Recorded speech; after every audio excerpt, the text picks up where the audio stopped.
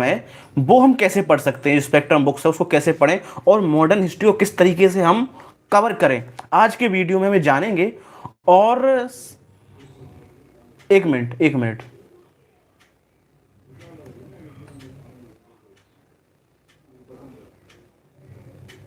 जय हिंद दोस्तों।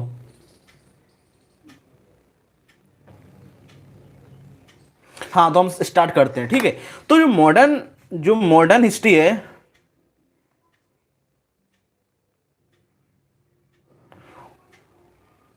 उसको हम किस तरीके से कवर कर सकते हैं, किस तरीके तैयार कर सकते हैं ताकि जो हमारी यूपीएससी की तैयारी है वो उसमें हेल्प करे। वो आपको पता है कि जो मॉडर्न हिस्ट्री है इसका इतना वेटेज होता है प्रीलिम्स में और मेंस एग्जाम में। जब हम जो प्रीलिम्स एग्जाम की बात करते हैं तो प्रीलिम्स एग्जाम में यदि मॉडर्न हिस्ट्री की वेटेज की बात करें तो कम से कम 17-18 क्वेश्चन मॉडर्न हिस्ट्री से आते हैं। इसमें आपका जो नेशनल मूवमेंट है वो भी इसमें शामिल होता है। और जो मॉडर्न हिस्ट्री है कि जब से भारत में ब्रिटिश या जो अदर ईस्ट इंडिया कंपनी आई हैं, जो यूरोपीय लोग आए, उसने किस प्रकार से भारत में शासन स्थापित किया और उस समय भारत में क्या शासन प्रणाली थी, क्या इकोनॉमी थी और उस दौरान भारत में क्या क्या कार्य हुए, वो हम सारे इस मॉडर्न हिस्ट्री के अंतर्गत पढ़ते हैं। और आपको पता है कि हमारी जो मॉडर्न हिस्ट्री, जो इंडियन मॉडर्न हिस्ट्री है, वो स्टार्ट होती है कब से, जब से यूरोपीय लोग भारत में आते हैं। तो इस चैप्टर में सबसे पहले, इस बुक्स में सबसे पहले इन्हीं के बारे में बताया गया है। मतलब हम लोग यदि 18 सेंचुरी के मिड की बात करें, मतलब 18वीं शताब्दी के मध्य से बात करें, तो इसी से मॉडर्न हिस्ट्री स्टार्ट होती है। जैसे कि हमने पता है कि प्लासी का युद्ध हो गया या फिर जो बक्सर का युद्ध हो गया। इसी के बाद से भारत में मुख्य रूप से जो ब्रिटिश शासन था वो धीरे धीरे स्थापित होने लगा था और उनका भारत में शासन स्थापित होने लगा था। तो इन्हीं युद्धों से भारत में किस प्रकार से सत्ता परिवर्तन हुआ और जो मुगल एम्पायर था उसका किस तरीके से डिक्लाइन हुआ, उसका पतन हुआ, उसी के बारे में, उसी से हमारा जो मॉडर्न हिस्ट्री स्टार्ट होती है। यदि हम उसके शुरू के 2 चैप्टर की बात करें तो उसमें तो ये दिया गया है कि जो आधुनिक भारत का इतिहास है उसके क्या स्रोत है, मतलब कि हमें कैसे पता चला कि ये भारत के जो आधुनिक इतिहास है इसमें ये घटनाएं हुई, तो उनके क्या स्रोत रहे हैं। तो उसमें इन्होंने बहुत सारे बताए, केंद्र सरकार के कुछ पुरालेख हैं, राज्य सरकारों के पुरालेख हो गए, न्यायिक प्राभिलेख हो गए। इनमें हमें ज्यादा जाना नहीं है क्योंकि ये केवल ये है कि जो हमारा इतिहास है वो, जो इतिहास के अंतर्गत जो घटनाएं हुई हैं वो किस तरीके से हुई हैं और उन घटनाओं के क्या मतलब सोर्स हैं, क्या सबूत हैं, वो इन स्रोत और उपागम में हम पढ़ते हैं। हालांकि इतना एक बार केवल पढ़ने के लिए, आप देखने के लिए एक बार पढ़ सकते हो उसको, है जो इंपॉर्टेंट है, जहां से क्वेश्चन बनते हैं वो बनते हैं, यहां से स्टार्ट होता है। कि जो दूसरी इकाई है, इसकी यूनिट है, इसके अंतर्गत 2 चैप्टर हैं, 3 और 4। इसमें हम पढ़ते हैं यूरोपियों का आगमन और ब्रिटिश शासन का सुदृढ़ीकरण। मतलब कि जो ऐसा नहीं है कि जैसे भारत में बात करते हैं कि ब्रिटिश ईस्ट इंडिया कंपनी आई, तो केवल ब्रिटिश ईस्ट इंडिया कंपनी ही नहीं, इसके अलावा और भी ईस्ट इंडिया कंपनी आई थी, जैसे कि फ्रांसीसी हो गई, पुर्तगीज हो गई, डच हो गए, ठीक है। तो ये भी तो भारत में आए थे ना व्यापार करने के लिए, लेकिन उसमें सफल कौन रहा शासन करने में? ब्रिटिश। तो ब्रिटिश शासन का, इसलिए यहां पे क्या लिखा, यूरोपियों का आगमन, मतलब यूरोपियों में ब्रिटिश भी आए थे और इसके साथ फ्रांस भी आए थे, ठीक है। लेकिन इसमें केवल और शासन कौन कर पाया? ब्रिटिश। इसलिए यहां पे क्या लिखा है, ब्रिटिश शासन का सुदृढ़ीकरण, मतलब ब्रिटिश शासन यहां पर शासन करने में सफल रहे। तो हम इसके अंतर्गत पढ़ेंगे भारत में पुर्तगाली कैसे आए, वो उनके समुद्री मार्ग किस तरीके से उन्होंने खोजी, क्योंकि भारत में सबसे पहला जो व्यक्ति था, जो पुर्तगीज आए थे, उनमें सबसे पहला व्यक्ति था वास्को डी गामा, 1458 ईस्वी में आया था वो, ठीक है। तो उन्होंने किस तरीके से समुद्री मार्ग की खोज की और किस तरीके से पुर्तगालियों का आगमन हुआ, फिर उसके बाद एक के बाद और यूरोपीय लोग अलग अलग देशों से आए और भारत में मुख्य रूप से व्यापार करने के लिए आए थे। क्योंकि देखो यहाँ पे समझने वाली बात है कि ऐसा नहीं है कि भारत में उन लोगों ने भारत की खोज की, मतलब यदि वो खोज नहीं करते तो भारत मिलता ही नहीं है, भारत था ही नहीं।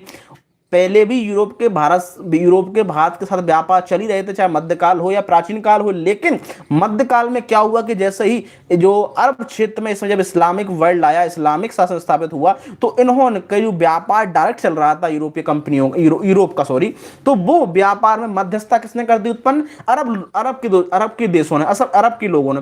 तो उसमें उनका जो जो बीच में अरब लोग आ गए, तो उन्होंने क्या किया कि अब हम सीधा ऐसा व्यापार, ऐसा कुछ समुद्री मार्ग खोजते हैं ताकि हम भारत के पास सीधे जा सकें और भारत के पास पहुंच सकें और अच्छा हम व्यापार अपना स्थापित कर सकें। इसलिए उन्होंने क्या किया कि हम भारत के लिए एक समुद्री मार्ग की खोज करते हैं। और इसी समय में, कब की बात है, 15वीं 16वीं शताब्दी में, इसी समय में यूरोप में रेनेसा हुआ, पुनर्जागरण हुआ, एक वैज्ञानिक सोच का निर्माण हुआ। और इसी में ये भी पता चला कि भाई हमारी जो पृथ्वी है गोल है। आपको पता है कि जो पहले माना जाता था कि जो पृथ्वी है वो जो केंद्र में है, और इसी में ही पता चला कि जो पृथ्वी हमारे सूरज के चक्कर लगाती है, पृथ्वी गोल है।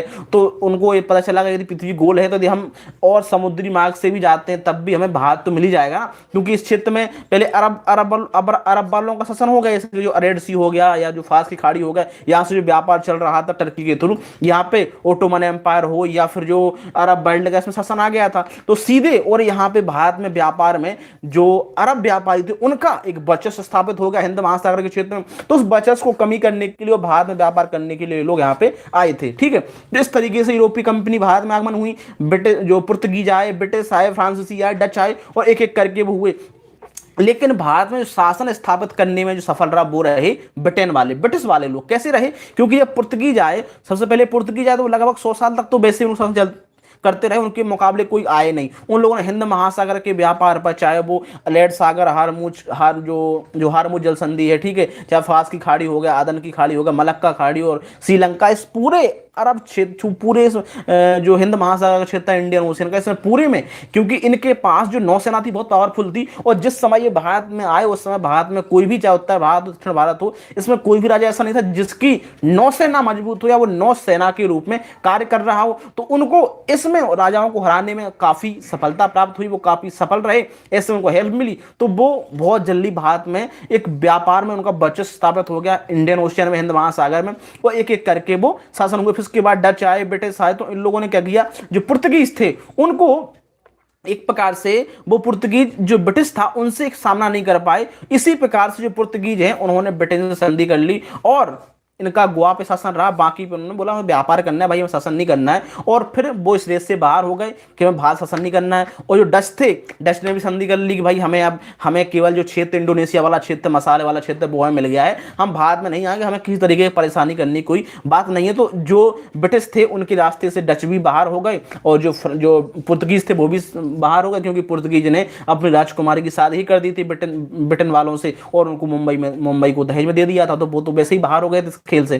तो ब्रिटेन बाद में शासन करने में स्थापित हुए। वो आपको पता है कि एंग्लो कर्नाटिक वॉर हुए, हम आगे इसमें देखेंगे, एंग्लो कर्नाटिक वॉर हो गए, या फिर जैसे कि जो एंग्ल मराठा युद्ध हुए, मैसूर युद्ध हुए, चाहे प्लासी का युद्ध हो, बक्सर का युद्ध हो, या जो एंग्लो सिख युद्ध हुए वो, उसमें ये हम सारे इसमें पढ़ेंगे। तो इस तरीके से भारत में जो ब्रिटिश थे वो शासन करने में स्थापित हो गए, वो उसमें सफल हुए। इसी प्रकार से हम देखते हैं यहाँ पे कि भारत में पुर्तगाली आए, समुद्री माँ की खोज की, पुर्तगालियों का आगमन हुआ, व्यापार से शासन तक, मतलब कि जो पुर्तगाली हैं वो किस प्रकार से व्यापार करने आओ, किस प्रकार से शासन करने लगे शासन तक। फिर उसके बाद डच आए, अंग्रेज आए, फ्रांसीसी आए, और इनमें किस तरीके से पित्तीय द्वंद्वता थी, इनमें किसी प्रकार से पित्तीय स्पर्धा थी, और ये लोग आगे बढ़ते गए। इसी के बाद अब हम आगे पढ़ते हैं कि जो ब्रिटिश विजय है, ब्रिटिश विजय के समय भारत की क्या स्थिति, 14 चैप्टर है। मतलब कि जब भारत में ब्रिटिश जब जीत रहे थे तो उस समय भारत में जो स्थानीय राजा थे या स्थानीय क्षेत्र थे उनकी क्या स्थिति थी, और उनमें आपसी क्या मतभेद चल रहे थे, इसके बारे में बताया गया। और उसी का फायदा उठा के ब्रिटिश लोगों ने यहाँ पे आपसी राजाओं में आपसी राजनीतिक उसका लाभ उठाकर, राजनीतिक जो भी अस्थिरता थी उसका लाभ उठाकर वो शासन करने में सफल हुए। इसी प्रकार से बाद में ब्रिटिश शक्ति का किस प्रकार से भारत में विस्तार हुआ और उसका सुदृढ़ किया। यहाँ पे उन लोगों ने भारत में शासन स्थापित कर लिया, ठीक है। इसके बाद ब्रिटिश शक्ति का किस तरीके से विस्तार हुआ, सुदृढ़ीकरण हुआ, क्योंकि जब ब्रिटिश आया तो उस समय वो राजा, जो मुगल एम्पायर था वो डिक्लाइन हो रहा था। जब मुगल एम्पायर डिक्लाइन होता वो स्थानीय जो राज्य थे वो एक प्रकार से स्थापित हो रहे थे, ठीक है। जो ब्रिटिश जो क्या बोलते हैं, जो ब्रिटिश ईस्ट इंडिया कंपनी थी वो स्थापित हो रही थी शासन करने में, और साथ में जो मुगल एम्पायर था उसका डिक्लाइन हो रहा था औरंगजेब की मृत्यु के पश्चात। और इसी के चलते जो स्थानीय क्षेत्र वो स्वतंत्र हुए, बंगाल हो गया, हैदराबाद हो गया, अवध हो गया, कर्नाटक हो गया, ठीक है। इन क्षेत्रों को आपस में शासन करने में, एक मिनट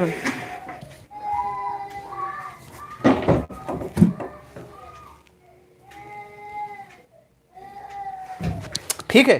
तो इस तरीके से क्या हुआ कि वो शासन करने में सफल हुए, क्योंकि वो जो मुगल एम्पायर था वो एक प्रकार से बट गया, तो उनको एक एक करके इन राज्यों को हड़पने में, उनको हराने में एक प्रकार से आसानी हुई। इसीलिए उन्होंने एक एक करके पहले पहले उसके युद्ध हुए किसके साथ, एंग्लो कर्नाटिक वॉर। तो पहले जो मद्रास प्रेसिडेंसी थी, जो मद्रास वाला क्षेत्र था, इस पे एक प्रकार से कब्जा कर लिया और यहाँ पर शासन स्थापित हो गया। इसी प्रकार से बंगाल में जो प्लासी का युद्ध 1757 का हुआ, या फिर जो बक्सर का युद्ध 1764 का, उसके बाद इलाहाबाद की संधि हुई, बंगाल में द्विज शासन स्थापित किया। ठीक है, हालांकि उस द्विज शासन को बाद में फिर जो वारन हेस्टिंग था उसने उसको खत्म कर दिया था। इसी प्रकार से फिर एंग्लो मैसूर युद्ध हुए, देखो यहाँ पे पढ़ सकते हो, हैदर अली टीपू सुल्तान का।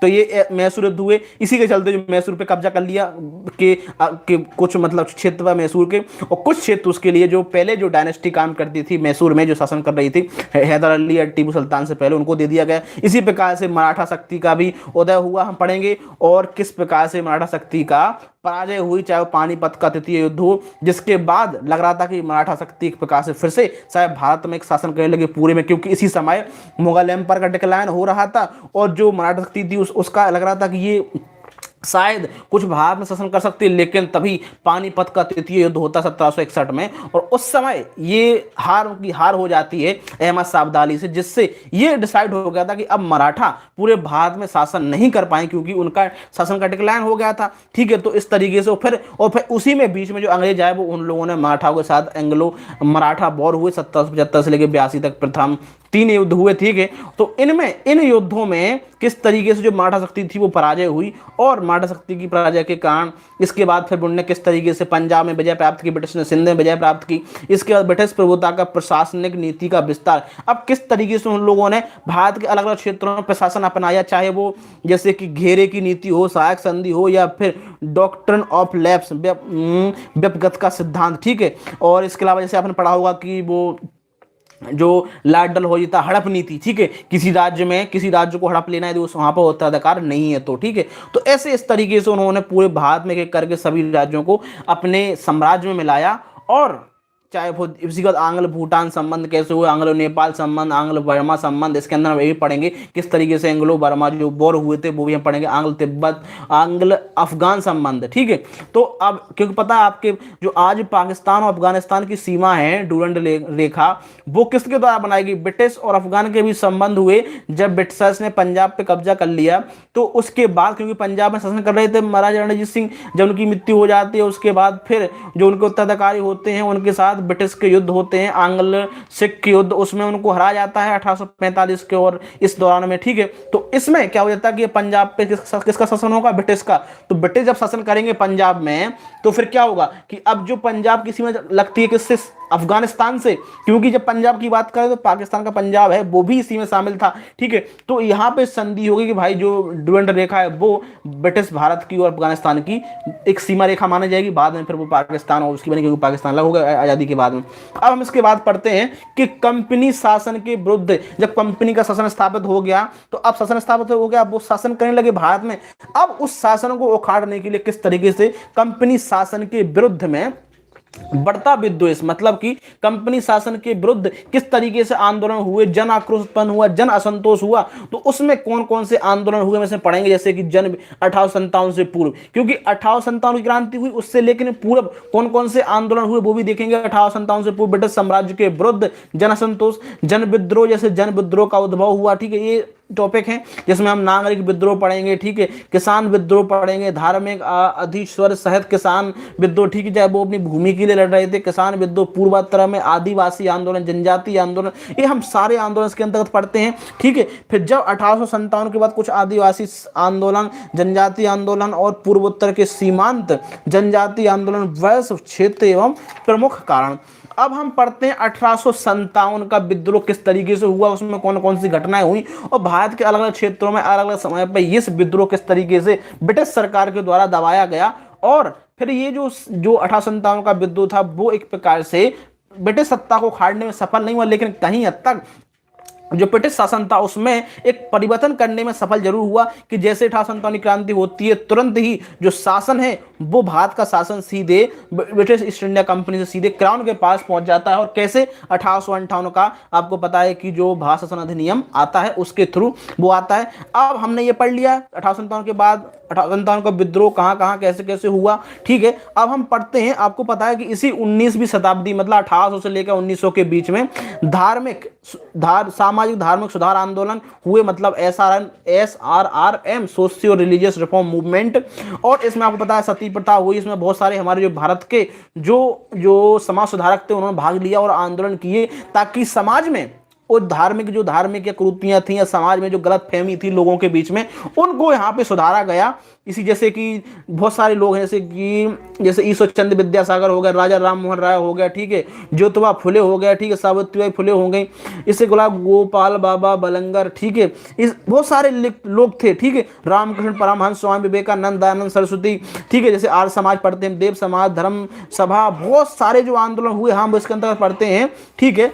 और इस जैसे कि पढ़ ली हमने पारसी सुधार आंदोलन, सिख सुधार आंदोलन, थियोसोफिकल सोसाइटी की स्थापना हुई थी है, ठीक है, इसी बहावी आंदोलन, ठीक है, बहुत सारे मतलब आंदोलन हुए इस 19वीं शताब्दी में सामाजिक धार्मिक सुधार आंदोलन में हम ये पढ़ते हैं।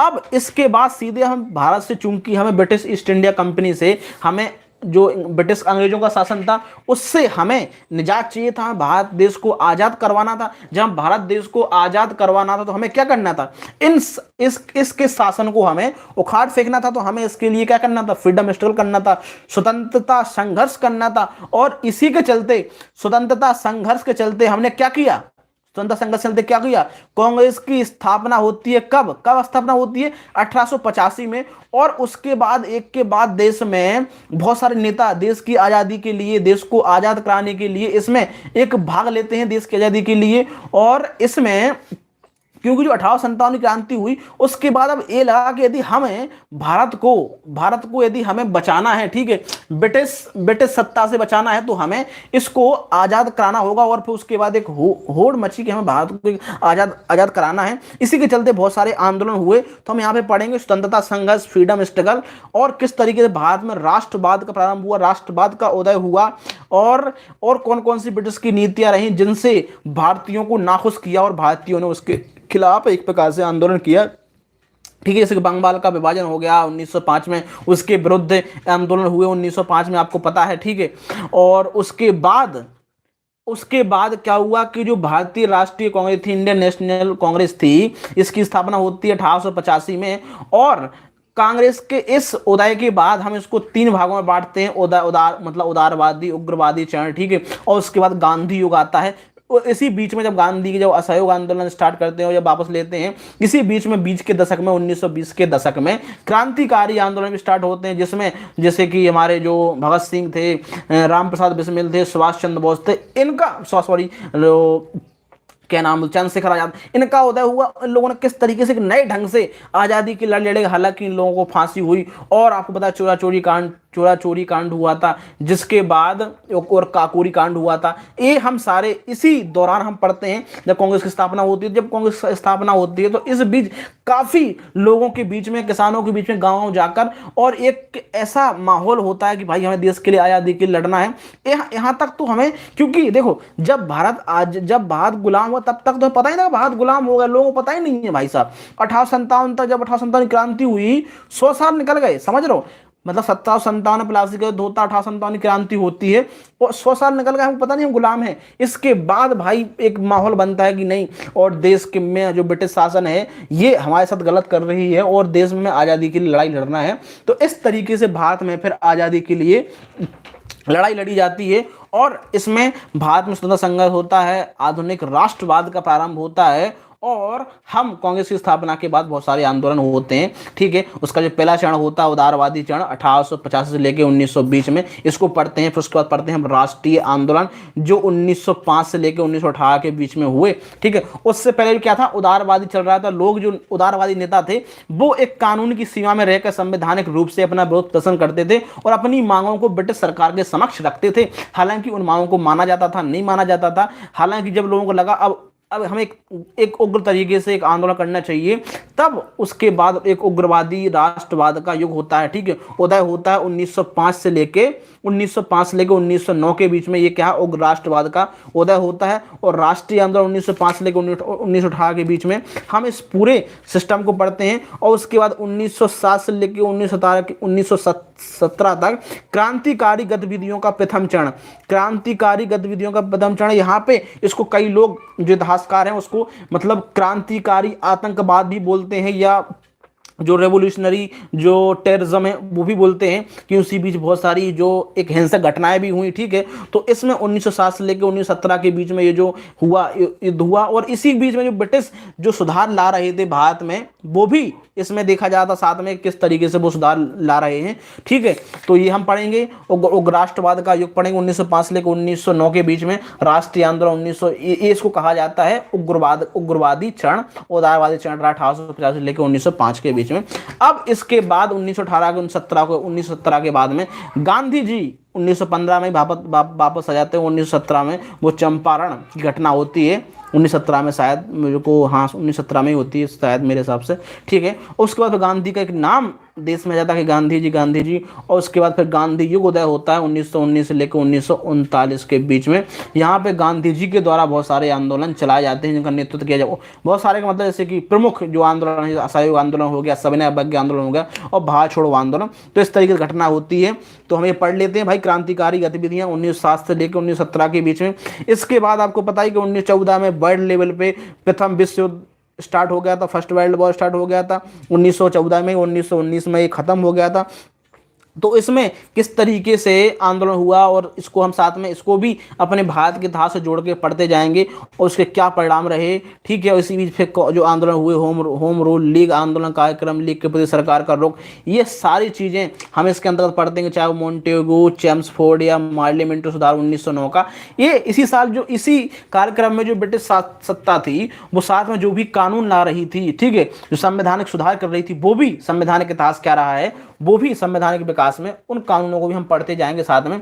अब इसके बाद गांधी जी का उदय होता है, गांधी जी का युग स्टार्ट होता है, और 1919 से लेकर 1939 के बीच हम पढ़ेंगे इस चैप्टर में जन राष्ट्रवाद के युग का शुभारंभ। मतलब जन राष्ट्रवाद मतलब हम इसमें लोगों को, गांधी जी ने क्या किया, जो लोकल इशू है, लोकल इशू को हम नेशनल प्लेटफॉर्म पे लाएंगे और राष्ट्रीय मुद्दा बनाएंगे, और ऐसे में लोगों को जुड़ना तय था, और लोग बहुत सारे जुड़े, इसलिए इसको कहा जाता है जन राष्ट्रवाद के युग का प्रारंभ होता है 1919 से लेकर 1939 के बीच में।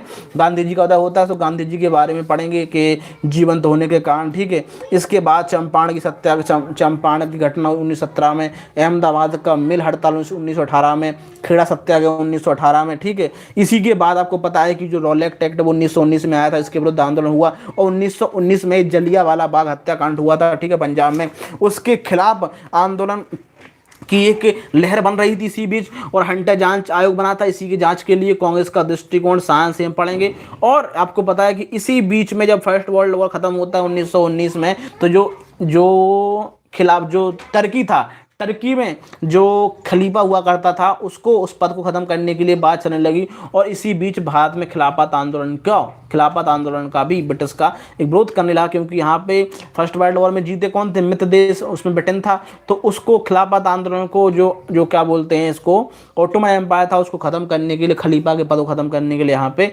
काफ़ी वो किया जाता है, हालांकि इस पद को खत्म कर भी दिया जाता है। फिर इसी में खिलाफत आंदोलन स्टार्ट होता है 1920 में दौरान में, और इसी समय फिर गांधी जी इसको साथ में जोड़ लेते हैं असहयोग आंदोलन में, और असहयोग आंदोलन स्टार्ट होता है आपको 1920 में पता हो। इसी दौरान जो बाल गंगाधर तिलक हैं, लोकमान्य तिलक हैं, उनकी वो डेथ भी हो जाती है, ठीक है। तो इस तरीके से असहयोग आंदोलन स्टार्ट होता है 1920 में, और फिर उसको 1922 में वापस ले लिया जाता है, चोरा चोरी कांड हो जाने के पश्चात। वहाँ पे जो लोग थे, जो आंदोलनकारी थे, ऐसा बताया जाता है, और उसमें जो पुलिस चौकी थी उसमें आग लग गई और पुलिस वाले मतलब वो मर जाते हैं, ठीक है। तो उसके बाद एक असहयोग आंदोलन की शुरुआत होती है, मतलब असहयोग आंदोलन उसको ख़त्म कर दिया, वहाँ पे उसको विराम दे दिया जाता है, उसको वापस ले लिया जाता है गांधी जी के द्वारा। इसके बाद फिर स्वराज्यों, समाजवादी, मतलब फिर इसके बाद वापस लेने के बाद क्या होता है, कांग्रेस दो गुटों में बट जाती है। कुछ जो जैसे वो जिसका जैसे हम लोग बोलते हैं चेंज, मतलब नो चेंज वाले, ठीक है, ठीक है।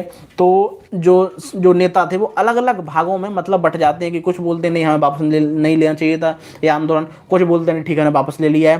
तो इस तरीके से ये होता है। और तो ये तो हो गया था पूरा, यहाँ पे गांधी जी को जेल भेज दिया जाता है, बाद में छूट पे जाते हैं वो, ठीक है। इस तरीके से स्वराज्य, समाजवादी विचारों, क्रांतिकारी गतिविधियों और अन्य नवीन शक्तियों का उदय होता है। इसी बीच पे क्या होता है कि जो जो अन्य घटनाएं होती हैं, जैसे कि चाहे आपको पता है कि जैसे वो साइमन कमीशन आता है 1927 में, ठीक 1928 में, फिर इसमें लाला लाजपत राय आंदोलन करते हैं, उन पर लाठीचार्ज होती है, उनकी मृत्यु हो जाती है। सुभाष चंद्र जो क्या बोलते हैं इनका नाम, अच्छा भगत सिंह, ठीक है। तो भगत सिंह के द्वारा फिर वो सैंडर्स की हत्या कर दी जाती है, तो उनको फिर वो फांसी की सजा होती है 1931-32 के दौरान में, ठीक है। और इसी बीच जो 1928 में वो मृत्यु कर देते हैं, और 1929 में वो संसद पे मतलब वो करते हैं, ठीक है, जहाँ पे वो कहा जाता है कि उनने बम से हमला किया है। तो वो घटना भी इसी में पढ़ते हैं, 1929 की घटना है वो, ठीक है। तो अब जब ये खत्म हो जाता है असहयोग आंदोलन, तो इस बीच इसमें जो 20 का दशक था पूरा 1922 से लेकर 1930 के बीच का, इसमें क्या घटनाएं हुई वो भी हम पढ़ते हैं, ठीक है। जैसे साइमन कमीशन हो गया, ठीक है। इसके अलावा अब 1930 का समय आता, तो इसी समय सविनय अवज्ञा आंदोलन स्टार्ट हो जाता है। गांधी जी के द्वारा दांडी मार्च किया जाता है। और आपको पता है कि जब 1930 में जब हाँ इसी बीच ये होता है, नेहरू रिपोर्ट भी आती है, ठीक है। तो इसमें 1928-29 के दौरान में और 1929 में ही लाहौर का जो कांग्रेस का होता है, क्या बोलते हैं उसको, लाहौर अधिवेशन होता है, जिसमें ये पूर्ण स्वराज की मांग रखी जाती है। और फिर हर साल 26 जनवरी को एक स्वतंत्रता दिवस मनाने की शपथ ली जाती है, स्वतंत्रता की शपथ ली जाती है। और 26 जनवरी 1930 को ये मनाया भी जाता है। इसलिए हमारा संविधान 26 जनवरी को लागू किया गया था, क्योंकि हम लोग हर 26 जनवरी को स्वतंत्रता दिवस मनाते आ रहे थे। और जब भारत आज़ाद हुआ तो हम लोग 1947 में ही आज़ाद हो गए थे 15 अगस्त को। तो उसके लिए अब हमें 26 जनवरी के दिन का भी कुछ महत्व रखना था, इसलिए हम 26 जनवरी को हम लोगों ने संविधान लागू किया, ताकि हम उसको रिपब्लिक डे के रूप में, गणतंत्र दिवस के रूप में मना सकें।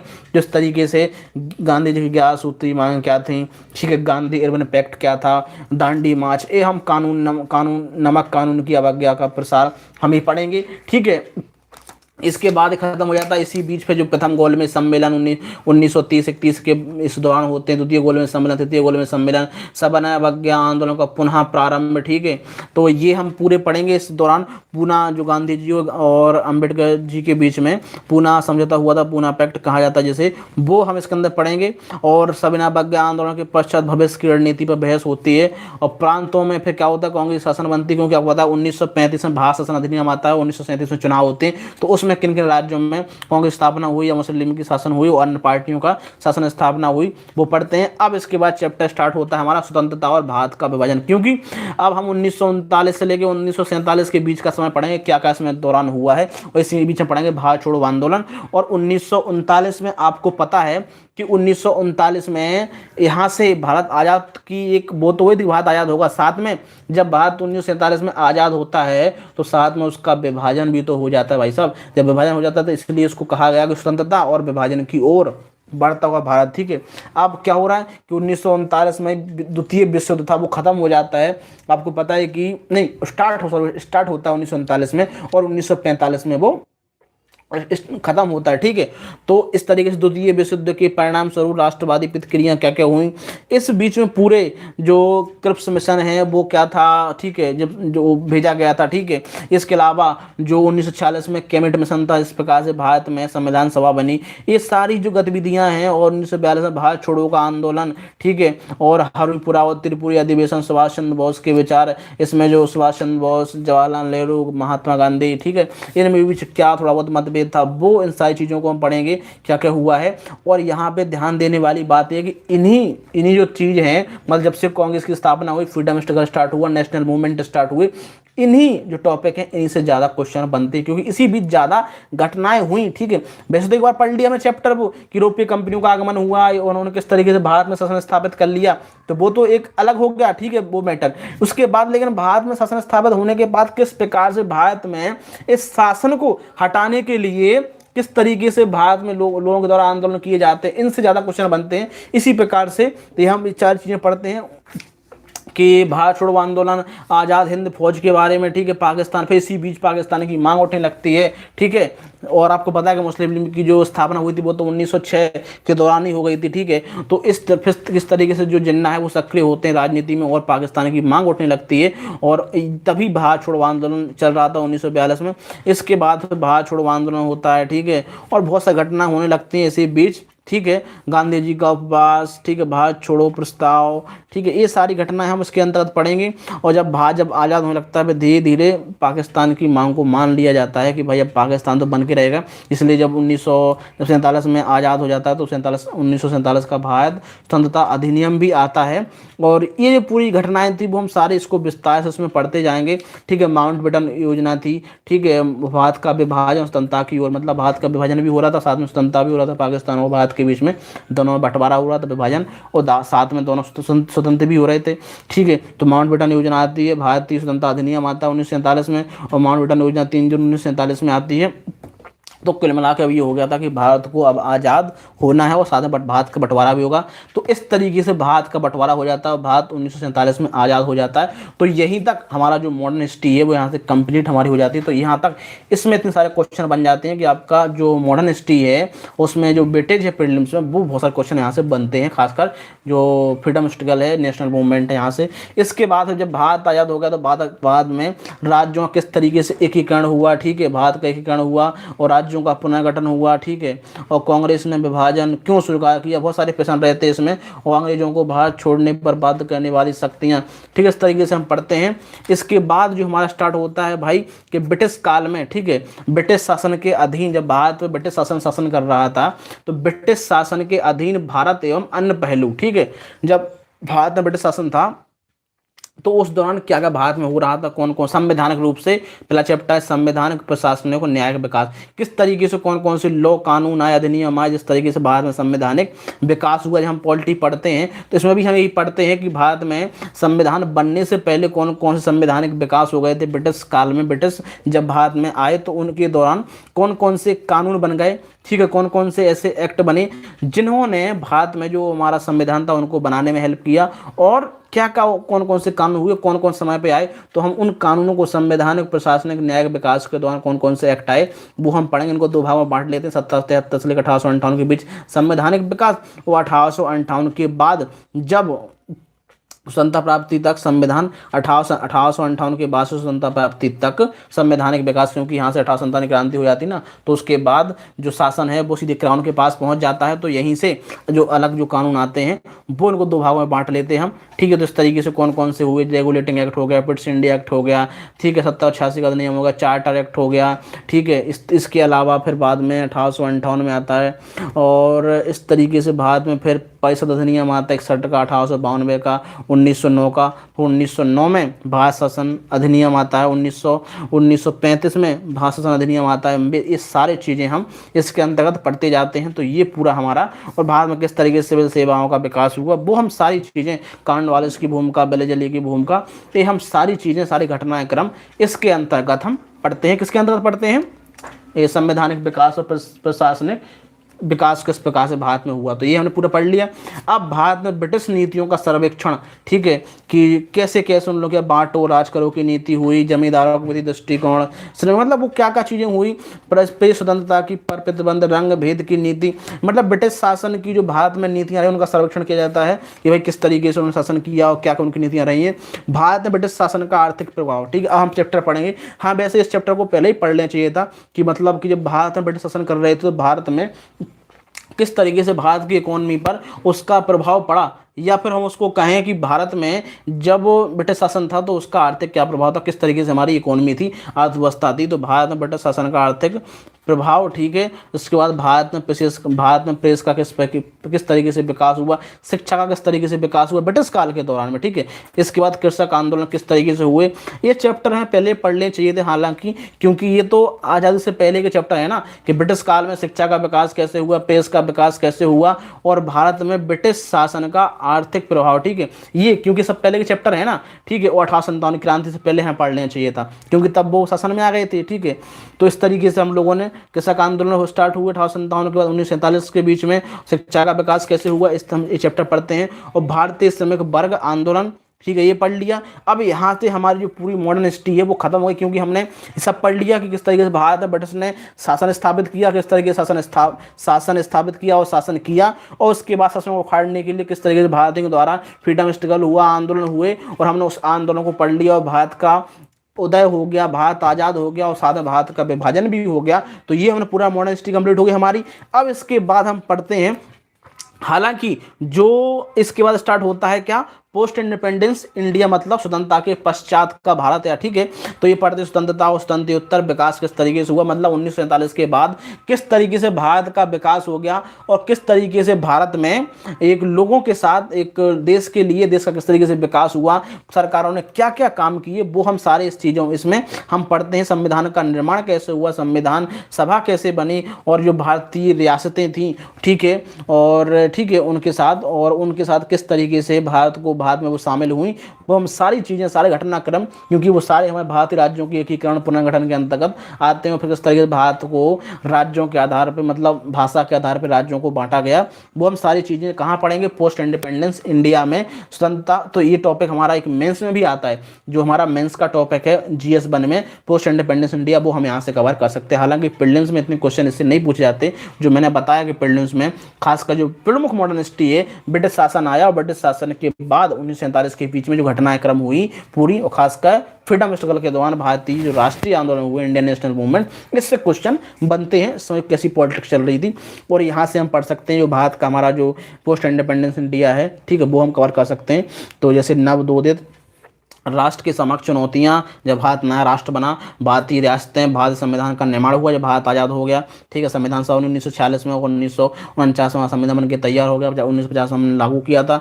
राष्ट्रवादी विदेश, फिर हमने किस तरीके से अपनी विदेश नीति का विकास किया, क्या विदेश नीति रही भारत की, भारत में किस तरीके से प्रथम आम चुनाव हुए, पता है 1951-52 के दौरान में, ठीक है, नेहरू के नेतृत्व में स्वतंत्र भारत, ठीक है, तो नेहरू के नेतृत्व में स्वतंत्र भारत, क्योंकि जब भारत आज़ाद हो गया तो प्रधानमंत्री कौन रहे, जवाहरलाल नेहरू, ठीक है, तो नेहरू के नेतृत्व में स्वतंत्र भारत 1947 से लेकर 1964, क्योंकि वो 1947 से लेकर 1964 तक भारत के प्रधानमंत्री रहे, ठीक है। 1947 से लेकर 1951-52 तक तो वो केवल एक प्रकार से जो सरकार थी हमारी, उस समय लोगों के द्वारा डायरेक्ट आम चुनाव तो हुए नहीं, संविधान सभा का निर्माण हुआ था तो उसके लिए चुनाव हुए, तो उसी में हमारी जो सरकार थी वो बन गई थी, ठीक है। तो वो तो एक अलग सरकार थी, संविधान के द्वारा संविधान सभा के लिए जो बनी थी वो एक सरकार थी, ठीक है, अंतरिम सरकार, अंतरिम गवर्नमेंट थी, ठीक है। लेकिन उसके बाद जब चुनाव होते हैं तो उसके बाद वो बनते हैं 1952 में प्रधानमंत्री, उसके बाद फिर 57 में, 62 में और फिर 64 में उनकी मृत्यु हो जाती है, ठीक है, तो डेथ हो जाती है उनकी। तो 1964 तक, 1947 से लेकर 1964 के बीच में नेहरू के नेतृत्व में भारत स्वतंत्र भारत किस तरीके से रहा, फिर नेहरू के बाद का भारत, समझ रहे हो, मतलब नेहरू के नेतृत्व में स्वतंत्र भारत 1947 से लेकर 1964 तक क्या क्या हुआ। इसी बीच भारत पाकिस्तान का युद्ध हुआ, भारत चीन का भी युद्ध हुआ था, आपको पता है 1962 का, हालांकि पाकिस्तान के साथ नहीं, पाकिस्तान के साथ हुआ था 1965 में, सॉरी, और 19 भारत चीन के साथ हुआ। और किस तरीके से पड़ोसी देशों संबंध रहे हमारे नेहरू जी के नेतृत्व में, भारत के पड़ोसियों के किस तरीके से संबंध रहे, भारत पाकिस्तान, चाहे भारत चीन, भारत नेपाल, भारत भूटान और भारत श्रीलंका। फिर जब उनकी मृत्यु जाती है तो नेहरू के बाद का भारत 1964 से लेकर 1966 के बीच में क्या क्या घटनाक्रम हुआ, लाल बहादुर शास्त्री प्रधानमंत्री बने, ठीक है, उसके बाद फिर इंदिरा गांधी स्टार्ट होते, मतलब उनका जो प्रधानमंत्री का कार्यकाल स्टार्ट होता है 1966 से, और वो प्रधानमंत्री इंदिरा गांधी का प्रथम चरण 1966 से लेकर 1977 तक, क्योंकि वो प्रधानमंत्री 1966 से लेकर 1977 तक रही, ठीक है। उसके बाद आपको पता है कि जब वो इमरजेंसी लगी और इमरजेंसी के खिलाफ फिर आंदोलन हुए, फिर बाद में इनको हार का सामना करना पड़ा था 1977 में, फिर बाद में हालांकि फिर 1980 में फिर से प्रधानमंत्री बन गई थी, ठीक है, तो वो इसलिए इसको कहा जाता है प्रथम चरण, ठीक है, 1966 से लेकर 1977 तक, और द्वितीय चरण इनका स्टार्ट होता है 1980 से लेकर 1984 के बीच में, ठीक है, दिखाओ 1980 से लेकर 1984 के बीच में, क्योंकि 1984 में उनकी हत्या कर दी जाती है, ठीक है, और 1977 में जनता पार्टी का शासनकाल स्टार्ट होता है। जनता पार्टी कोई वो नहीं थी, वो सब पार्टियों ने मिलकर वहाँ पे एक जनता पार्टी का निर्माण किया था। उसी के बाद में 1980 में जनसंघ जो था वो भारतीय जनता पार्टी के रूप में बन गया था। तो इस तरीके से फिर 1984 के बाद राजीव गांधी का प्रधानमंत्री काल स्टार्ट हो जाता है 1984 में, और 1989 तक वो प्रधानमंत्री रहते हैं। और 1989 में फिर वो उन पर बहुत सारे आरोप लगते हैं और फिर वो चुनाव होते हैं। तो फिर क्या होता है कि जो आम चुनाव हुए 1989 में, बीपी सिंह को शासनकाल स्टार्ट होता है, वो 1990 तक बनते हैं। हालांकि इसी 1990 में फिर जो चंद्रशेखर थे, वो, हाँ चंद्रशेखर थे, वो भी चंद्रशेखर सरकार थी, वो भी इसमें प्रधानमंत्री बन जाते हैं 1991 तक। फिर लेकिन हालांकि इसी बीच पे सरकार उनके पास बहुमत नहीं रहता है, तो 1991 में वो चुनाव होते हैं। और इसी 1991 के चुनाव के दौरान और राजीव गांधी की हत्या हो जाती है, जब वो प्रचार करने के लिए जाते हैं साउथ तमिलनाडु में, तो जो लिट्टे था उनके द्वारा हत्या कर दी जाती है। इस तरीके से फिर 1951 में नरसिम्हा राव जो हैं उनके प्रधानमंत्री बनते हैं 1996 में। और 1996 के बाद जब 19 आम चुनाव होते हैं, तो फिर से भी 1996 से लेके 1949 के बीच 3 प्रधानमंत्रियों का शासनकाल से आपको पता है। देवगौड़ा थे, ठीक है, और AK गुजराल थे, ठीक है, और हमारे जी क्या नाम जो वो अटल बिहारी वाजपेयी, वो भी प्रधानमंत्री रहे। फिर बाद में जब 1999 में फिर से चुनाव होते हैं, तो फिर 5 साल के लिए वो जो अटल बिहारी वाजपेयी उनकी सरकार बनती है, 2004 तक रहते हैं, ठीक है। देवगौड़ा, के गुजराल के आम चुनाव, ठीक है। फिर 1998, 1999 और 1999 में किस तरीके से जो फिर इसके बाद हम पढ़ते हैं पोखरण, ठीक है, द्वितीय ऑपरेशन शक्ति, लाहौर सम्मेलन, कारगिल होता है 1999 में। 1999 में अटल बिहारी वाजपेयी सरकार बनते हैं और 2004 तक वो रहते हैं। और 2004 के फिर से आम चुनाव होते हैं, और उसके बाद 2004 से लेके 2014 तक जो यूपीए गवर्नमेंट रहती है। और 1999 से लेके 2004 तक एनडीए गवर्नमेंट रहती है, बीजेपी गवर्नमेंट रहती है। और 2004 से लेकर 2014 तक किसकी गवर्नमेंट रहती है? यूपीए की, कांग्रेस की, ठीक है। तो ये था क्या पूरा 2014 तक। और 2014 के बाद से किस तरीके से फिर एनडीए बीजेपी गवर्नमेंट स्टार्ट हुई, नरेंद्र मोदी प्रधानमंत्री बने, तो वो हम इसके बाद हम पढ़ते हैं। तो इस तरीके से हमारा पूरा आज तक का पूरा जो इतिहास है वो पूरा यहाँ से स्टार्ट हो जाता है। और हमारी ये बुक्स है, हमारी जो मॉडर्न हिस्ट्री है वो खत्म हो जाती है। अब पूरा इसमें लेटेस्ट तक है पूरा, कि देश में 2020 में जिस तरीके से 2021 में जो कोविड आया और उसको किस तरीके से महामारी का प्रभाव रहा, पूरी चीज़ें हैं। और एनडीए की कैसे दो बार गवर्नमेंट बनी, 2014 से लेकर 2019 के बीच में, 2019 में चुनाव हुए, 2024 तक अभी क्या होगा, अब इसका नया वर्जन आएगा तो उसमें आपको पढ़ने को मिल जाएगा। तो इस तरीके से आप समझ सकते हो कि पूरी हमारी मॉडर्न हिस्ट्री है, जो आधुनिक भारत का इतिहास है, ठीक है, हिस्ट्री ऑफ मॉडर्न हिस्ट्री पूरी कंप्लीट हो जाती है। और हमारे ये सब्जेक्ट यूपीएससी में काफ़ी मददगार है और ये इसका काफ़ी वेटेज है। इस तरीके से आप लोग उसको कवर कर सकते हो। ये तो मैंने इसको बताया है, ये तो मैंने इसका पूरा जो चैप्टर है वो बताया किस तरीके से हमारा जो इतिहास है मॉडर्न हिस्ट्री का वो हम किस तरीके से कंप्लीट कर सकते हैं। आप लोग इसको अच्छे तरीके से पढ़ोगे तो आपको काफ़ी जो हेल्पफुल रहेगा और आपको एग्जाम में काफ़ी मददगार रहेगा। अब इसमें कुछ मुख्य चीज़ें इस चैप्टर में दी हुई हैं, जैसे कि कुछ इंपॉर्टेंट जो तिथि हो गई, डेट हो गई, उनसे जुड़ी हुई कुछ जैसे प्रमुख नारे हो गए, समाचार पत्र, भारतीय क्रांतिकारी संगठन, ठीक है, कृषक आंदोलन, जनजातीय प्रमुख शॉर्ट में नाम दिए होंगे एंड में। महिला स्वतंत्रता सेनानी कौन कौन से नाम, भारतीय क्रांतिकारी संगठन, ब्रिटिश काल में विदेशों पर अधिकार। तो इस तरीके से चैप्टर स्टार्ट होते हैं। आपकी जो पूरी बुक से ख़त्म हो जाएगी। इस बुक्स में यदि हम बात करें तो टोटल कितने हैं पेज हैं भाई साहब? 911 पेज है, मतलब यहाँ से नहीं है, 957, ठीक है, 958 पेज हैं, ठीक है, यहाँ तक मतलब 1000 मान के चलो। लेकिन ये कि इसमें से बहुत सारा तो पोस्ट इंडिपेंडेंस इंडिया का ही है, मतलब ये देख लो यहाँ से, जहाँ से मतलब नेहरू के बाद का भारत, ठीक है, नवोदित राष्ट्र के समक्ष चुनौती है, तो मतलब पोस्ट इंडिपेंडेंस इंडिया है, ठीक है। यहाँ तक है जो मुख्य मॉडर्न हिस्ट्री है वो तो यहाँ तक है, ठीक है। भारतीय श्रमिक आंदोलन,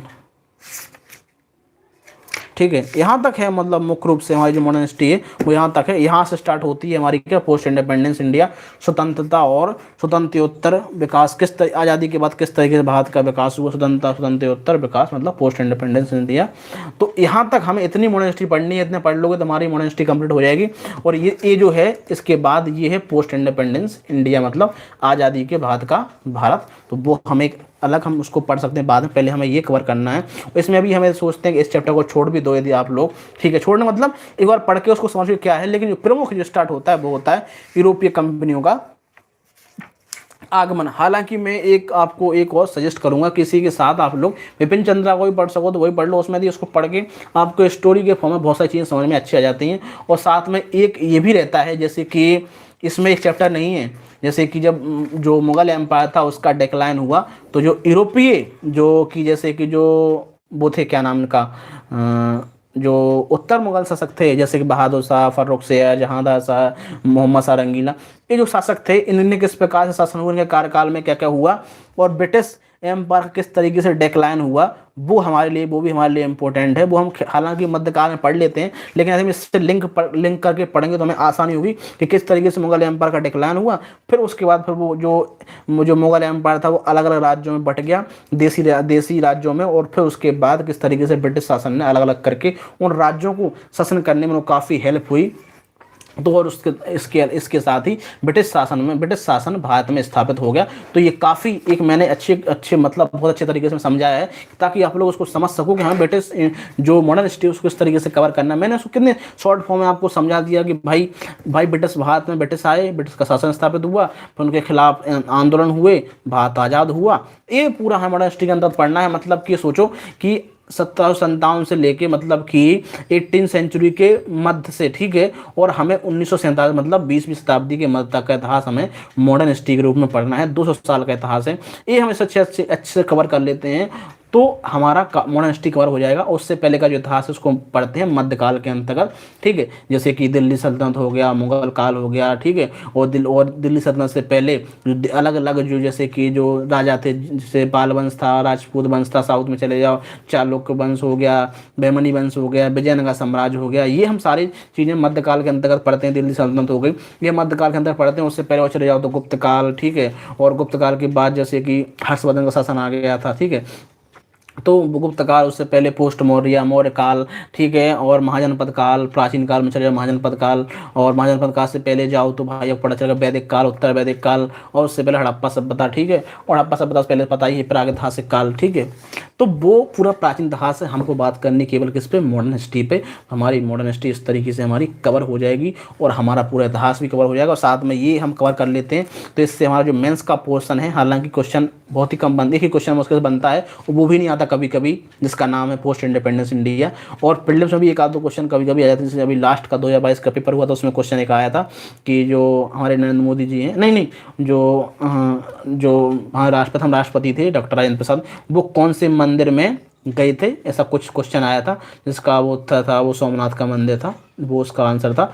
तो उस तरीके से आ जाते हैं मतलब पोस्ट इंडिपेंडेंस में ये। लेकिन ये प्रमुख समझना ये जरूरी है, और इसमें यदि आप लोग समझते तो बहुत अच्छे से आपको जो प्रीलिम्स है, प्रीलिम्स में कम से कम प्रीलिम्स की बात करें तो मॉडर्न हिस्ट्री से कम 15 क्वेश्चन, लगभग 10-15 क्वेश्चन, पूरे टोटल हिस्ट्री के क्वेश्चन बनते हैं 22-23 क्वेश्चन, ठीक है। मॉडर्न हिस्ट्री मिला के उसी में मिडाइवल से आराई कम आते हैं प्राचीन से, और उसमें आर्ट एंड कल्चर से पूरे बन जाते हैं 22-23 क्वेश्चन, जिसमें के लिए 15 क्वेश्चन कम से कम मॉडर्न हिस्ट्री से ही रहते हैं, लगभग 15 क्वेश्चन यदि पूरी बात कही जाए तो। मॉडर्न हिस्ट्री कितनी इंपॉर्टेंट है आप लोग खुद समझ रहे होंगे।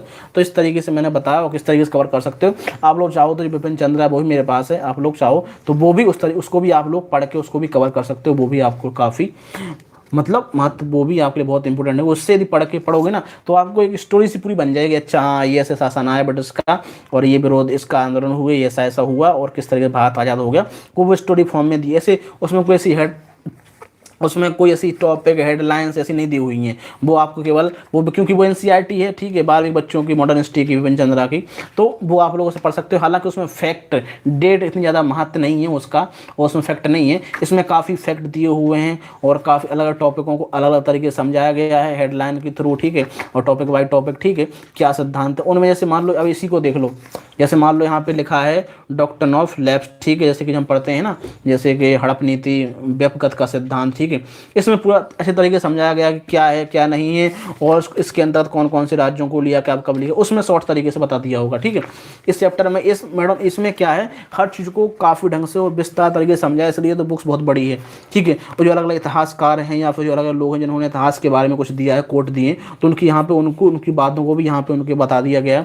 साथ में यहाँ पे क्या है कि जैसे चैप्टर खत्म होता है तो जो इंपॉर्टेंट डेट होती है या जो उसका सारांश होता है उसका पूरा बता दिया जाता है कि भाई ये जो अभी चैप्टर ऐसे खत्म हुआ, मैंने यूरोपीय कंपनियों का आगमन। तो यहाँ पे जो बताते हैं कि यूरोपीय जब वाणिज्य के आरंभ से संबंधित तिथियाँ, या जब यूरोपीय कंपनी आई तो उससे संबंधित तिथियाँ कि कौन कब कैसे आया। जैसे 1758 में पुर्तगाली Vasco da Gama Bharat Calicut बंदरगाह पे आया था। उससे पहले 1487 में पुर्तगाली यात्री बार्थोलोम्यू डियाज का केप ऑफ गुड होप तक पहुंचना, मतलब वो केप ऑफ गुड होप मतलब जो अफ्रीका का दक्षिणी सिरा है वहाँ तक पहुंचा था उत्तर महासागरीय पर। उसके बाद फिर से लौट गया था, वो बनने ही आ जाता था भारत में। उसके 10 साल के अंतराल के बाद फिर वास्को ड गामा भारत में आता। तो किस तरीके से वास्को ड गामा की दूसरी यात्रा 1502-1503 के अंतर्गत हुई, और 1503 में पुर्तगाली governor Alfonso de Albuquerque Bharat में आगमन, और 1505 में वो एक गवर्नर के रूप में आया था। और फिर किस तरीके से 1510 तक उन लोगों ने यहाँ पे जो गोवा पे कब्जा कर लिया, और फिर किस तरीके से अल्बुकर्क ने गोवा को बीजापुर से छीना। अल्बुकर्क मतलब अल्बुकर्क था दूसरा गवर्नर जिसका नाम था अल्फांसो डी अल्बुकर्क, ठीक है।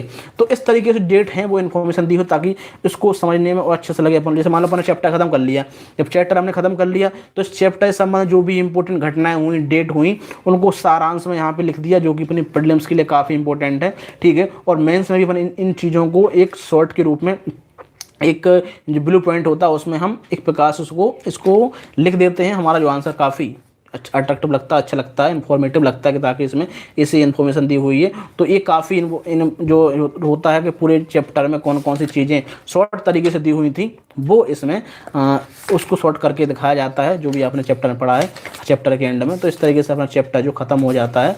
तो इसमें जैसे ख़त्म होगा चैप्टर, अब यहाँ से फिर से स्टार्ट हुआ दूसरा चैप्टर कि ब्रिटिश विजय के समय भारत की स्थिति, मतलब जब भारत में जब ब्रिटिश जीत रहे थे, ठीक है, जब भारत में ब्रिटिश जीते तो किस तरीके से भारत में उन लोगों ने विजय प्राप्त की, और भारत में किस तरीके से वो लोग आए, और भारत में किस तरीके से भारत की क्या स्थिति रही है, और इससे पहले किस तरीके से उन्होंने भारत में शासन किया, चाहे वो डचों मतलब उनके आपसी संघर्ष चल रहे थे, डच आंग्ल संघर्ष हुआ, चाहे फ्रांसीसी आंग्ल संघर्ष हुआ, किस तरीके से युद्ध हुए, जैसे कि आंग्ल कर्नाटक वॉर हो गया, ठीक है। तो ये पूरा सिस्टम हम लोग इसके अंतर्गत पढ़ते जाते हैं। जैसे क्या सर्वोच्च हेतु आंग्ल फ्रांसीसी सर्वोच्चता के लिए आंग्ल फ्रांसीसी संघर्ष, मतलब किस तरीके से कौन जो जीतेगा वही भारत में शासन करने के लिए स्टार्ट हो जाएगा। जैसे द्वितीय कर्नाटक युद्ध हुआ, ठीक है, प्रथम कर्नाटक वॉर हुआ। तो ये पूरी चीज़ें हम इसके अंतर्गत पढ़ते जाते हैं, और फ्रांसीसियों की असफलता के कारण क्यों असफल हो गए, और ये पूरी घटनाक्रम इसके अंतर्गत पढ़ते हैं, ठीक है। बस ये पूरी इम्पोर्टेंट है। और फिर भारत में जब ब्रिटिश भारत में जीत रहे थे, चाहे वो कर्नाटक वॉर हो, प्लासी का युद्ध हो, तो ब्रिटिश विजय के समय भारत की स्थिति, मतलब भारत में जब ब्रिटिश ईस्ट इंडिया कंपनी जीत रही थी तो उस समय भारत की क्या स्थिति रही, भारत में कौन कौन से स्थानीय क्षेत्र स्थानीय राज्य थे, और किस तरीके से वो आया और उसने कैसे किया। उसी में पढ़ते हैं करनाल का वॉर हो, चाहे वो जब ब्रिटिश जब उसी की, क्योंकि इस समय जब ब्रिटिश विजय जीत रहे थे इसी समय जो मुग़ल एम्पायर था उसका डिक्लाइन हो गया था। और मुग़ल एम्पायर का डिक्लाइन के समय आपको पता है कि 1738-1739 में बैटल ऑफ करनाल होता है, जो फारस का सशक्त नादिर शाह वो आया था। और फिर इसी के बीच आपको पता है 1761 में अहमद शाह अब्दाली ने अफगानिस्तान पर अपना शासन कायम किया। 1758 से लेकर 1747 तक वो बीच में कई बार उत्तरी भारत पर आक्रमण किया। और इसमें पता है 1739 का जो 1700 वो यहाँ पे 1739 में तो नादिर शाह आया तो वो लूट के ले गया था, और 70 करोड़ रुपए इकट्ठा करके ले गया था, ठीक है। और जो अहमद शाह अब्दाली उसके बाद आता रहा, ठीक है, अफगान शासक, और वो 1767 में आया था। पानीपत का तृतीय युद्ध हुआ था, आपको पता है, मराठों पर महत्वपूर्ण विजय प्राप्त की थी, जो इतिहास में पानीपत का तृतीय युद्ध के नाम से सुप्रसिद्ध है। तो आपको पता है किस तरीके से जो अहमद शाह अब्दाली वो खतरनाक था और उस तरीके से उन्होंने जो मराठाओं को हराया था। तो ये बहुत इंपॉर्टेंट है घटना, आप लोग उसको समझ सकते हो। तो इस प्रकार से आप लोग भाई समझो कि हमें किस तरीके से मॉडर्न हिस्ट्री कंप्लीट करनी है। आशा करता हूँ आप लोगों को वीडियो समझ में आया होगा, अच्छा लगा होगा। और ये बुक्स की काफ़ी अच्छी बातें हैं, इसमें काफ़ी फैक्ट दिए हुए हैं, लेकिन मैं ये सजेस्ट करूँगा कि इस बुक्स के साथ यदि आप बिपिन चंद्रा पढ़ते हैं, बिपिन इसका मतलब ये नहीं है कि आप मतलब पूरे डिपेंड हो जाओ, आप सोचो कि नहीं 2 बुक्स पढ़नी, ऐसा नहीं। वो बुक्स ऐसी है कि उसको बहुत जल्दी कवर कर लो आप, उसको समझने के लिए कि भाई क्या है, ठीक है। इसमें बहुत सारी चीज़ें फैक्ट हैं और बहुत सारी चीज़ें अलग अलग लिखी हुई हैं, टॉपिक बाय टॉपिक लिखी हुई हैं, ठीक है, अलग अलग करके। उसमें क्या पूरी चीज़ें वो स्टोरी कनेक्ट करके पूरी स्टोरी के फॉर्म में लिखी हुई हैं। तो वो काफ़ी बच्चों वाली बुक से बड़े एनसीईआरटी का है, तो वो आपको काफ़ी समझ में अच्छे से आएगा। और ये बुक्स उसके बाद पढ़ोगे तो बहुत अच्छा लगेगा। हालांकि ऐसा नहीं है कि वो बुक्स पढ़नी जरूरी है, ये बुक्स भी पढ़ोगे तब भी आपको अच्छे समझ में आएगा पूरा, यदि आप ध्यान लगा के पढ़ते हो अच्छे से कि ब्रिटिश किस तरीके से आए और क्या क्या घटनाक्रम हुई और पूरी चीज़ें हुई। उसके साथ आपने टेस्ट सीरीज लगाओ, बढ़िया क्वेश्चन लगाओ। और क्वेश्चन जैसे देखो ऐसा है, आप कोई बुक्स पढ़ लो, कितनी बुक्स पढ़ लो, आप गारंटी नहीं है कि आप पूरे के पूरे क्वेश्चन कर सको। क्वेश्चन तो कहीं ना कहीं थोड़ा बहुत छूटते हैं। जो क्वेश्चन नहीं बन रहा है, मतलब सोचो किसी से भी नहीं बनेंगे वो, चाहे कहीं से भी पढ़ के आए, क्योंकि जब इससे नहीं बन रहे हैं तो फिर आप 2 बुक्स पढ़ लो चाहे 3 बुक्स पढ़ लो, नहीं बनेंगे वो, क्योंकि वो अलग तरीके से क्वेश्चन पूछे जाते ही हैं। तो हमें ये पूछना कि हमारे इससे जितने, यदि हम स्पेक्ट्रम पढ़ा है तो स्पेक्ट्रम से यदि कोई भी क्वेश्चन आता है तो वो नहीं छूटना चाहिए भाई साहब, सीधी बात है कि यदि हमारा स्पेक्ट्रम मान लो हमने पढ़ा है और स्पेक्ट्रम से कोई भी क्वेश्चन आता है तो वो नहीं, हमारे यहाँ से इससे बचना चाहिए, मतलब इससे हो जाना चाहिए, ठीक है। ऐसा नहीं है कि हम लोग पढ़ रहे हैं इसी से क्वेश्चन आ रहे हैं वही नहीं बन रहा, तो फिर तो गलत है ना। तो इस तरीके से हम ऐसा पढ़ो ताकि इससे जो भी क्वेश्चन आए वो बने। तो हम इस तरीके से को सोचेंगे कि भाई स्पेक्ट्रम बहुत इंपॉर्टेंट है। आपको पता है कि हर टॉपर बोलता है भी स्पेक्ट्रम बहुत जरूरी है, क्योंकि इसमें किसी घटना के बारे में अच्छे तरीके से बताया गया है, बहुत अच्छे तरीके से इसमें समझा गया क्या घटनाक्रम थी, क्या क्या हुआ था उसके बीच में, टॉपिक बाय टॉपिक। तो उसको एक अच्छे से अपने पास एक बेसिक वो होता है, तो इसी से अपन लोग शॉर्ट नोट्स बना लो अपने जो मेंस के लिए, ठीक है। मेंस में टॉपिक है इंपॉर्टेंट, वो आप इसमें से बना सकते हो ताकि उनको मेंस में भी कुछ फायदा मिले। तो इस तरीके से आप समझ सकते हो। आई थिंक आपको ये जो वीडियो है ये जो इन्फॉर्मेटिव लगा होगा, आपको किस तरीके से बुक्स पढ़ना, किस तरीके से मॉडर्न हिस्ट्री कंप्लीट करना है। ऐसे यदि आप लोग कमेंट करोगे और आप लोग बताओगे और सब्जेक्ट के लिए हमें कैसे तैयारी करनी पड़ेगी, कौन सी बुक्स पढ़नी चाहिए, तो आप लोग कमेंट करके जो बताइएगा ताकि उस वीडियो बनाया जाए। बाकी यदि वीडियो अच्छा लगा हो तो वीडियो को लाइक से जरूर करें दोस्तों, और चैनल को सब्सक्राइब भी कर दें और बेल आइकन को भी प्रेस करें ताकि जब भी हमारा कोई नया वीडियो आता है तो आप तक वो आसानी से पहुंच जाए दोस्तों। जय हिंद, जय भारत, और मिलते हैं नेक्स्ट वीडियो में। जय हिंद, जय भारत, धन्यवाद दोस्तों।